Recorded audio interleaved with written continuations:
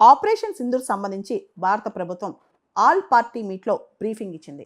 100 మంది టెర్రరిస్టులు చనిపోయినట్లు defence minister all party బ్రీఫింగ్లో చెప్పారు.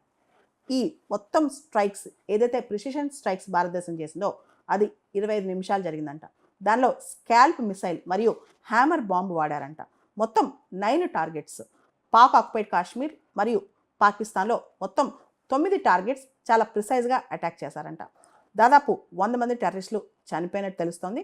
దాంతోపాటు ఏదైతే ఏప్రిల్ 22 పెహల్గామ్ అటాక్స్ ఉన్నాయో దానికి రెస్పాన్స్గా భారతదేశం పనిచేసిందని భారతదేశం యొక్క రక్షణ శాఖ మంత్రి ఆల్ పార్టీ మీట్లో చెప్పినట్టు తెలుస్తోంది. దీనికి సంబంధించి ఆపరేషన్ సింధూర్ అనేది ఆన్ గోయింగ్ ఆపరేషన్ అని చెప్పి ఒకవేళ కనుక పాకిస్తాన్ రివెంజ్ కానీ రిటాలియేషన్ కానీ పాల్పడితే భారతదేశం తిరిగి సమాధానం చెప్పిద్దని కూడా చెప్తున్నారు. దీనికి సంబంధించి అందరు పార్టీస్ ఇండియాలో all parties including Congress government ఏం చెప్తే అది మేము విన్నాం. దాంతోపాటు గవర్నమెంట్ కొంత ఇన్ఫర్మేషన్ దాచిపెడితే అది కాన్ఫిడెన్షియల్ కాబట్టి మేము అడగలేదు. పూర్తి స్థాయిలో గవర్నమెంట్ ఈ విషయంలో మేము 100% అన్ని పార్టీస్ సపోర్ట్గా ఉంటే గవర్నమెంట్ ఏం యాక్షన్ తీసుకున్నా గవర్నమెంట్ సపోర్ట్ చేయడానికి మేము రెడీగా ఉన్నామని చెప్పారనమాట. దానికి సంబంధించి టెర్రరిస్ట్ ఇన్ఫ్రాస్ట్రక్చర్ కానీ టెర్రరిస్ట్ హైడౌట్స్ కానీ అక్కడ డిస్ట్రక్ట్ చేసినట్టు తెలుస్తోంది.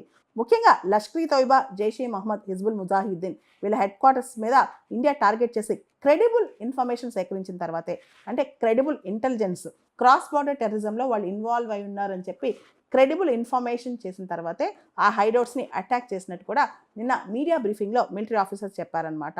మనందరూ తెలుసు గత మాసం అంటే ఏప్రిల్ 22వ తారీఖు పెహల్గామ్లో 26 మందిని పాయింట్ బ్లాంక్లో అంటే వాళ్ళ భార్యలు వాళ్ళ పార్ట్నర్స్ ఎదుర్కొన్నప్పుడు అతి భయంకరంగా అతి కిరాతకంగా టెర్రరిస్టులు చంపేశారని దాన్ని ఖచ్చితంగా మనం చూస్తూ ఊరికే వెళ్ళామన్నమాట.